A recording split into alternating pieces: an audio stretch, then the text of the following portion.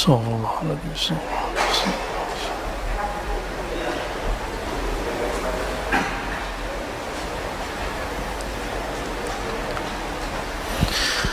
Assalamualaikum warahmatullahi wabarakatuh.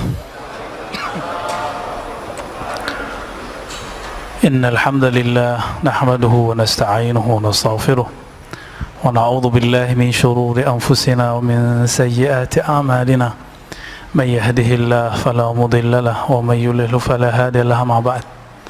Allahumma bika asbahna wa bika amsayna wa bika nahya wa bika namutu wa ilaika an-nushur. Allahumma inna nas'aluka al-khaira kullahu mimma 'alimna wa mimma la na'lam wa na'udzu bika min asy-syarri kullihi mimma 'alimna wa mimma la na'lam innaka anta 'allamul ghuyub. Bapak, Ibu, Saudara yang makan Allah, ikhwan akhwat fillah, jamaah subuh as-saimin was-saimat. Kita masuk ke hikmah di kitab saya nomor 53 ya. Sebelumnya semoga Allah membuka hati dan pikiran kita. Mari kita baca surah Al-Fatihah. A'udzu billahi minasyaitonir rajim. Bismillahirrahmanirrahim. Ar-Rahmanir-Rahim. Shiratal ladzina an'amta 'alaihim ghairil maghdubi 'alaihim waladdallin.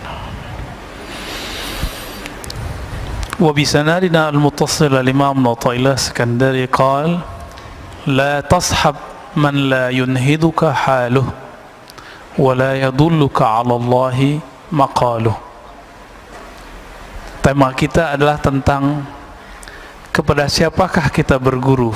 Orang sering menyebutnya mursyid, murabbi, kiai ya, pembimbing rohani. Siapakah karakter pembimbing rohani yang ideal? Guru banyak, tapi yang bisa menghantarkan kita kepada Allah itu tidak banyak. Maka beliau memberikan rumusannya minimal ada 2. Jadi banyak kriteria guru yang bisa membuat kita menjadi wasil ilallah, sampai ke hadirat Allah subhanahu wa ta'ala. Sampai itu bukan berarti kita pindah-pindah. Allah itu kan maha dekat. Guru yang begini bisa menghidupkan kalbu kita sehingga merasakan kedekatan dengan Allah subhanahu wa ta'ala. Siapakah orangnya?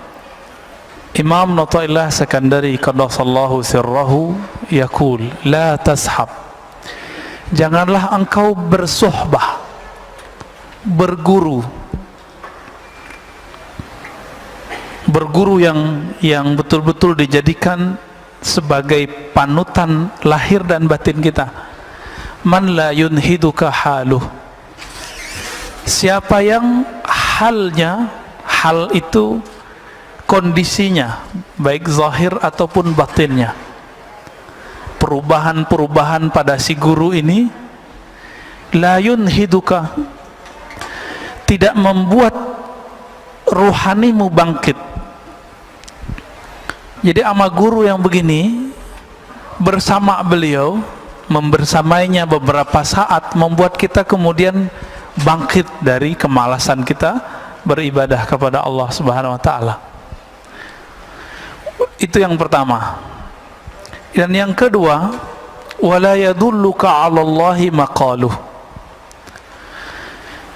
Mursyid itu level syarat keduanya adalah makalnya, kalam-kalamnya, baik kalam lahirnya ataupun kalam batinnya, yadulluka 'ala Allah, menunjukkan kamu jalan kepada Allah.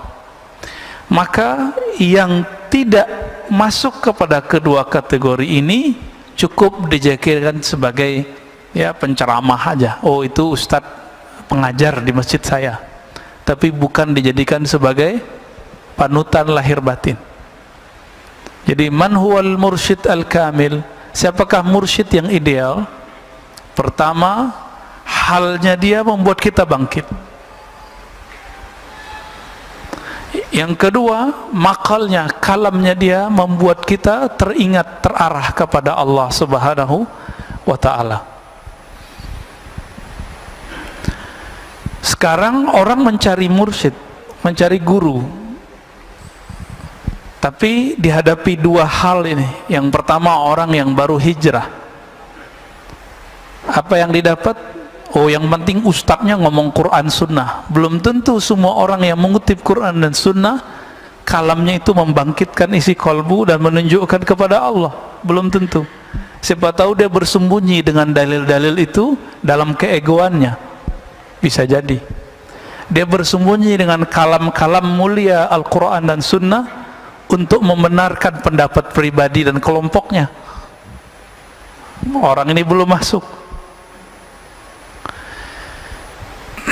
Ada juga yang halnya itu dibuat-buat, dibuat-buat nangis, dibuat-buat kayak tawadu, penampilannya juga nggak natural, ya. Dibuat-buat seakan-akan dia seorang syekh, jadi badut. Banyak sekarang mursyid-mursyid badut, syekh-syekh yang bawa thariqat sufi kah, majelis zikir kah, majelis-majelis salawat, tapi kayak jadi badut. Apa maksudnya? Badut itu gimana, Pak? Itu asli muka dia nggak begitu? Enggak, sama, dia memerankan aja. Nanti kalau dilepas hilang. Maka jangan berguru karena penampilan seseorang, bergurulah karena hal ruhaninya. Hal ini pemberian dari Allah Subhanahu wa ta'ala. Jadi nggak bisa dibuat-buat, Pak. Nggak bisa dibuat-buat nangis, nggak bisa dibuat-buat tersentuh, nggak bisa. Emang dari sononya sudah begitu.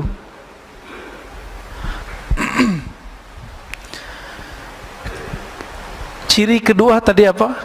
Kalamnya menunjukkan jalan kepada Allah. Mungkin gak orang yang belum merasakan kehadiran Allah di kolbunya lalu bisa mengajak orang merasakan Allah? Mungkinkah orang belum tahu jalan ke Jogja terus ngajak kita ke Jogja? Sama-sama pakai GPS, nanti di Cilacap tersesat semua, Pak. Ini banyak kejadian-kejadian begitu. Gak tahu jalan kepada Allah, ngajak orang kepada Allah. Ayatnya sahih, pasti sahih. Wa man ahsanu qawlan mimman da'a ilallah. Siapakah yang lebih baik daripada orang yang mengajak kepada Allah? Loh, Allahnya dia nggak ngerti.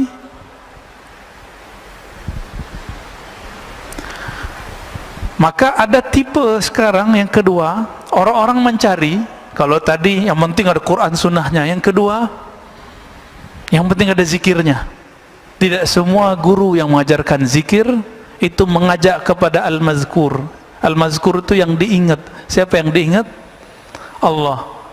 Ada yang ngajaknya biar sakti. Jadi hati-hati, Pak. Belajar ilmu kerohanian harus jelas sanadnya. Kalau enggak nanti diajak kita belajar ilmu kesaktian, ilmu kanuragan. Jadi enggak zikir jadinya. Nih, baca ini biar kamu enggak tembus sama orang. Baca ini biar kamu enggak kelihatan sama orang. Baca ini biar jualannya laku. Baca ini supaya semuanya agar sampai kepada maksud diri, bukan kepada Allah Subhanahu wa ta'ala.